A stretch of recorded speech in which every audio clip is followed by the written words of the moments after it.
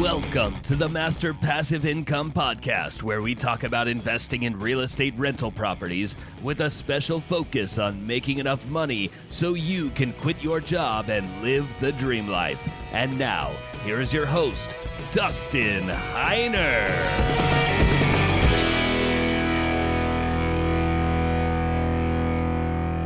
All right, it's time for the Master Passive Income Show. My name is Dustin Heiner, and I'm here to help you learn how to quit that JOB, that just over broke job, by investing in real estate and rental property so you never ever have to work a job again. And you know, it's actually serious.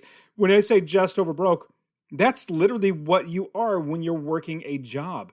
You're living just over broke because your boss is just paying you enough to keep you working without quitting or finding another job, but not so much that it's taking money out of their pocket. Now, it's really, really hard to invest in real estate if you do not have money. Money is what it takes to invest. Now, we can definitely do private financing. We can do seller financing. We do hard money. We can get mortgages, all that sort of stuff. We can absolutely do that. But it's so much easier when you actually have money. And what I want to talk to you about today is something that is really near and dear to my heart. And in fact, this is really what got me to be able to do my investing, to become successfully unemployed. And what we are talking about today is saving money for future investing. And at the same time, at what age should you start saving and how much should you start saving? Now, I have college students who are students of Master Passive Income inside the Real Estate Wealth Builders, as well as the one-on-one coaching students, as well as young people, older people, 30s and 40s and 50s. I have people all over the range of ages. And what's interesting is as you are hitting different ages, you can save different amounts. But at the same time, everybody should always be saving money. I'm telling you, when you have money, investing is so much easier. When I buy a house with cash, literally go to, hey, seller, I want to buy your house. I have, $60,000 in cash. I'm going to put it down and I'm going to pay for that property rather than getting a mortgage. My offers look so much better because they're saying, okay, we don't have to worry about a mortgage. We don't have to worry about inspections. Like this guy literally has money. He's going to buy it. I'm going to go with this guy. Even if my offer is like 10% lower than one with a mortgage, because they want to make sure that it sells. Now, that's not always the case, but usually when you bring financing to the table, it's very beneficial because the sellers realize that you are legitimate. You have the money. Obviously, you got to show your proof of funds, and actually go through with the process. But when you do, you have so much more in your favor in the seller's eyes. And as you are saving money, I want to show you how to start investing. Now, what people usually ask me is, well, should I save money or should I learn how to invest? Which one should I do first? And what I tell them always is do both. Like literally do both at the same time, because as you're learning, which is going to take a lot of time to learn, you got to learn how to build the business right. You actually got to build the business, and then you got to put offers in on properties.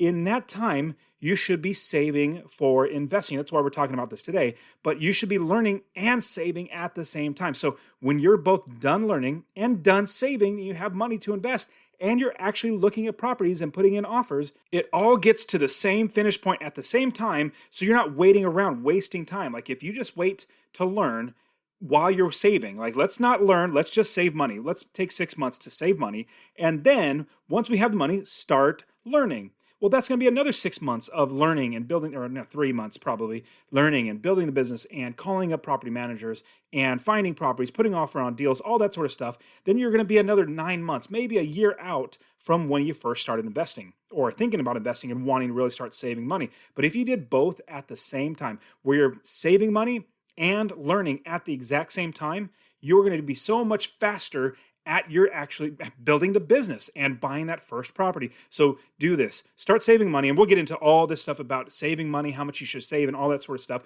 But I do want to also teach you how to invest in real estate the right way that actually makes you money rather than losing money, and that's by building the business first. Get my free real estate investing course, masterpassiveincome.com/free course, and I will get you my free course. Or you can even text the word rental, RENTAL, to 33777. Rental to 33777, and I will get you my free course teaching you how to find properties, how to find the right area of the country to invest, how to fund, basically get money to buy the properties, how to build the business, how to make it automatic, and make sure that it runs all on its own. That's the goal, is to do that. And then as you're saving money, you'll be learning and building the business and finding deals. And then when you're ready, everything's going to come to a head where you're going to be ready to jump into everything. Now, a lost art today is saving money. Nobody saves money anymore. We all live paycheck to paycheck. Now, that begs the question, how much should we save every single month if we want to be wealthy and rich? Now, like I said, it's a lost art. Most people don't actually save money. We live paycheck to paycheck. And I used to do that too. And I want to show you exactly how not to do that, actually how to save money, become wealthy, and invest that money to make more money. Now, when you're thinking about how much money you should save, it depends on a lot of different variables, but let me give you some great advice that I got when I was much younger. In fact, actually, no, I was a little older. I was like 25 years old when I really started doing this, and I didn't realize it until then that I really should have started saving much, much sooner. What I do is now I actually have my kids saving 50% of all their birthday money and Christmas money and all that sort of stuff. So they know now, my kids are like, 5, 6, 7, 8, 10 years old. And so we're saving that money now. For you, depends on where you are, but also what your goals are. But here I'm going to give you the best thing you could ever do. And before we go any further, I want to make sure that you're subscribed to my channel because I'm continually giving out 3 videos a week on how to invest in real estate. So subscribe to my channel right away. So number 1, just start saving. If you're going to start saving just $10 a week or $10 a month, start putting that money aside.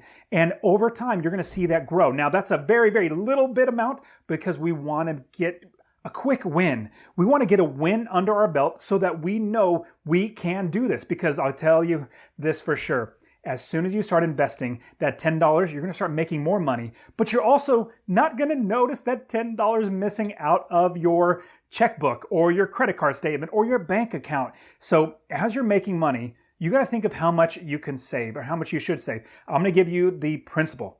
This number 1 principle you should get to is 10% of your income should be saved for investing. Not saved for anything else. You want to save it for investing. Not saving it for a car, not saving for anything. Because remember, the goal is to become wealthy and rich. So the principle is to save 10%. But here's the overall big principle that you need to take hold. That you need to pay yourself first. This is the big principle, the advice that you need to take. Pay yourself first. Now, here's what it looks like. Every single month, we all have money coming out of our pockets. We may have rent due. We may have credit card payments. We may have a car payment. We may have, cell phone bills. We have all this money coming out of our pocket every single month. Now, you may be thinking, pay yourself first. Well, I am paying myself first, and I'm paying for my credit card bills. Like I'm paying for this, and I'm paying for that. Well, that is not paying yourself first. It's actually not. What you want to do in paying yourself first, man, this is a big overarching principle that you want to do for everything for saving and becoming wealthy and rich, is pay yourself first. And that looks like I just said, that 10% a month that you're going to be saving, setting aside for investing. You're saying this is not going to go to mortgage or my rent or my cell phone bill or internet bill or whatever it might be. It's not going to go to any bill. It's basically going into my savings account. When you pay yourself first 10%, it's going to look like if you're getting a paycheck, that your paycheck is $1,000. You're going to set aside, I know it's going to be hard, but you're going to set aside $100 a month, or every single time you get that paycheck, you're setting aside $100 for future investing. And I kid you not, because I did this, now I have 30 plus rental properties. I had literally quit my job when I was 37 years old because I had so much money saved up. I bought property after property after property. So this is what you want to do. Pay yourself first, 10%. Now from there, you're going to get quick wins where you're going to be saying, hey man, I have a little bit of money coming out of my pocket. Now here's a big pro tip that I want to give you. As you're starting to grow, your big pro tip is you want to then employ or buy things that are going to make you money. Don't go out and buy a car. That's the big pro tip. Don't go out and buy something with this money you paid yourself first. Remember, this money is going to help you to get wealthy and help you to get rich. Now, as you're starting with 10%, you want to start moving up to 11, 12, or 13%. The goal would fantastically be is if you can get to 50%. If you can get to 50% of your money being saved for investing, you can make so much money and be wealthy so much faster. See, now I quit my job when I was 37 years old because I saved my money and then bought a property. Bought that property, made money, $250 every single month in passive income, put that money in my pocket for future investing. Then I bought my second property, saved all that money that made me $250 or more, then saved that money, then bought another property, saved that money, then bought another property. I just kept doing it over and over again. And I absolutely want to show you how to do this. In the description below, if you go to masterpassiveincome.com/free course, click the link below where I will give you my free course showing you how to do this, how to find properties, how to invest in the properties, how to make sure it's an automatic business running itself, how to get money to do this. I'll give you my free course. So go to masterpassiveincome.com/free course or click the link below. Now, there's more things I want to share with you if you're going to start investing. Now, I wish I would have started investing when I was young. So it also depends on the age or how old you are. So if you're younger, let's say if you're listening to this and you're 15 years old or you're in your teens, you want to try to be saving closer to 50%. And the reason why, you have less responsibilities. Hopefully you don't have a mortgage. Hopefully you don't have rent. Your parents are helping you. You don't need to pay for food. Instead of spending all that money on the new phones or, playing Xbox or PlayStation or something like that, save 50% of your money. The reason why, like I said, you have less responsibilities. You don't need to pay that money out. Pay that money to you first. Now, if you're in your 20s, if you now have gone for your teens, you're now in your 20s, your goal is to just get to 10%. I would personally suggest getting to 20%. If you're in your 20s, you want to save 20% of your money. The reason why is you're able to employ or buy that property or buy investments faster because you have more cash. And I'll tell you, out of all the coaching students that I have where I teach them how to invest in rental properties, what I do is I usually take on students who have more than $10,000 in savings to help them buy that first rental property. Remember, every single one of these rental properties make them $250 or more in passive income every single month. Now, if they have less than $10,000, it's a lot of work. Now, don't get me wrong, it's not impossible to start with lower than $10,000, but it's very, very hard. There's a reason why very few people actually do that. So what I say is we try to get to $10,000. Once you have $10,000, you can come and work with me and I will show you how to find properties that'll make you $250 a month. Now, in your 20s, you want to get to 10%. That's easily, but 20%. Your responsibilities aren't as high as once you start getting married and you have kids, then it gets really high. So let's say you're in your 20s. Now you get into your 30s. If you're listening to this and you're in your 30s and you're thinking, how much should I be saving? Well, number one, you got to take care of your responsibilities. If you have, a spouse and you have kids and you have a mortgage, you definitely need to take care of that. One thing I would suggest, and the personal pro tip is, your pro tip is be frugal. Be as frugal as you can. Cut out the expenses. I will tell you, for 10 years, I sacrificed everything to be able to invest and buy more properties. And the reason why is every penny that went to something else, like a vacation or a trip to Disneyland or whatever, a new car, whatever it might be, I pictured in my mind, oh my goodness, that is one penny less that's not going to a rental property that's making me more money. See, now rental properties is like a snowball. You buy one property, you make a small snowball and you're on top of the hill. Well, then with that first property, you roll it down the hill and that's making you $250. Well, at first, because you're on a mountain of a bunch of snow, you roll that snowball down. At first, it's a little slow, but then it starts grabbing more snow and it gets a little faster. That's when you buy your second property. It gets a little faster. You get $500 a month. 2 properties making you $250 or more every single month. That's $500. That's $6,000 a year in your pocket. That's that snowball getting a little bigger and a little bigger. Now you buy the next property. Don't go out and spend that $500 a month. Like, don't just go get, a car for $500 a month. Save that money. Sacrifice. I'll tell you what I did. For about 7 or 8 years, I did not go on any vacation other than driving from California to Arizona to go to my in-laws for Christmas or Thanksgiving. That was it. We didn't do anything else because every single penny that went to something else did not go to a rental property that would make me more money. Now I have 30 plus properties. We have tens of thousands of dollars coming in every single month in passive income. And again, I don't do any work. I don't do any work on these properties. I have property managers, I have realtors, I have inspectors, I have handymen and contractors. I have all these other people do the work for me. So what you're doing now is you're taking this money that you're saving. Remember, you're paying yourself first.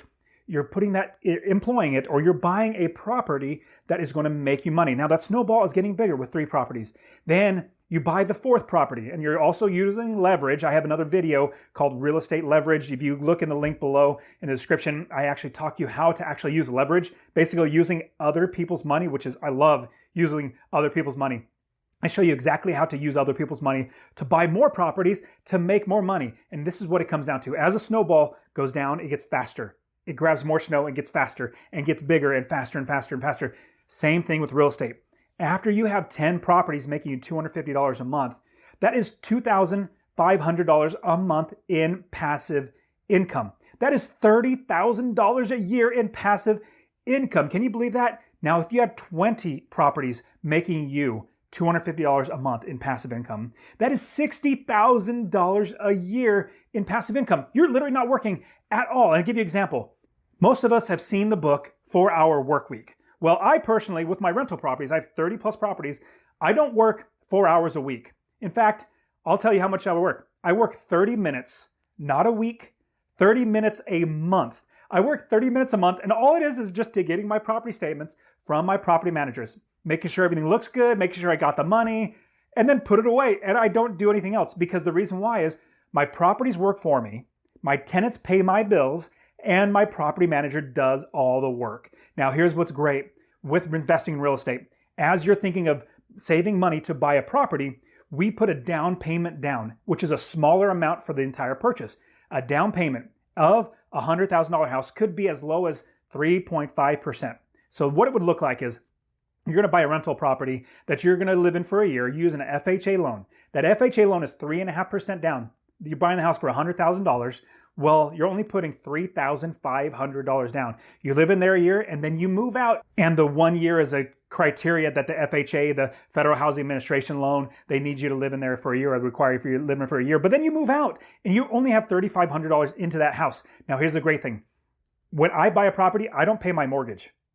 I kid you not. I don't pay my mortgage. I don't pay my insurance. I don't pay my property taxes. I don't pay my property manager. I don't pay to repair the property. I don't pay any of that stuff. My tenants pay all of that. I literally don't do that myself. It does not come out of my pocket. It comes out of the tenant's pocket. And here's the great thing about real estate is if you're investing, you're saving that money, putting it towards a rental property, you are already accounting for every single expense from the mortgage to your property manager, to your inspections, to your insurance, to your property taxes.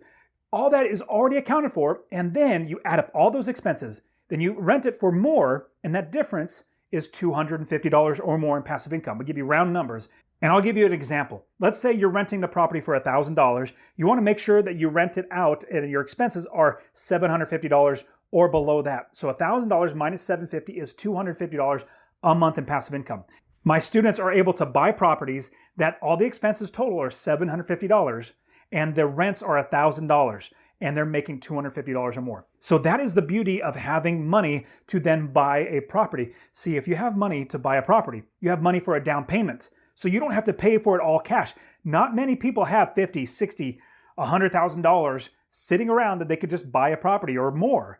Most of us, we utilize down payment. Basically put a little bit of money down so that we can get a bank to give us money. Now, there are so many different ways to actually get financing. Check in the description below. I love showing people how to find different financing. In fact, there's one video, check below. It's 14 different ways, literally 14 different ways to utilize other people's money to buy rental properties.